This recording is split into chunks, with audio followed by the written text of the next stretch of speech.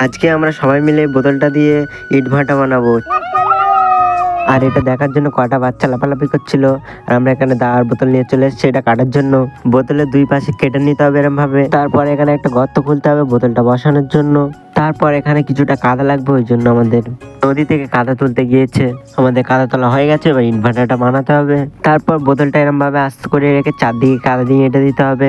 চারদিকে ভালো করে আঁটার পর ইনভার্টারটা জ্বালানোর জন্য আমাদের খড় ব্যবহার করতে হবে। এত কষ্টের পর আমাদের ইনভার্টারটা প্রায় হয়ে এসেছে। ফাইনালি আমাদের ইনভার্টারটা কমপ্লিট হয়ে গেছে। এবার এটা জ্বালানোর জন্য আমরা খড় নিয়ে এসেছি। আজকে কাউকে সাবস্ক্রাইব করতে বলবো না, দেখি কয়জন মন থেকে সাবস্ক্রাইব করে। ইনভার্টারটা ধরানোর আগে তোমরা ভিডিওটা লাইক করে দাও। আর এটা ধরানোর জন্য আমি একটা লাইটার নিয়ে এসেছি। চল এবার ধরানো যাক, দেখা যাক ঠিকঠাক কাজ হচ্ছে কিনা। আমাদের খড়টা ধরানো হয়ে গেছে, এবার ইনভার্টারের ভিতরে ঢোকাতে হবে। ফাইনালি আমাদের ইনভার্টারটা কমপ্লিট হয়ে গেছে। দেখো কত দারুণ ভাবে ইনভার্টার থেকে ধোঁয়া বার হচ্ছে। এই ভিডিওতে যদি 1 লাখ ভিউ হয় তাহলে পরে আমি আদার ইনভার্টার বানিয়ে ইট পুড়িয়ে দেখাবো।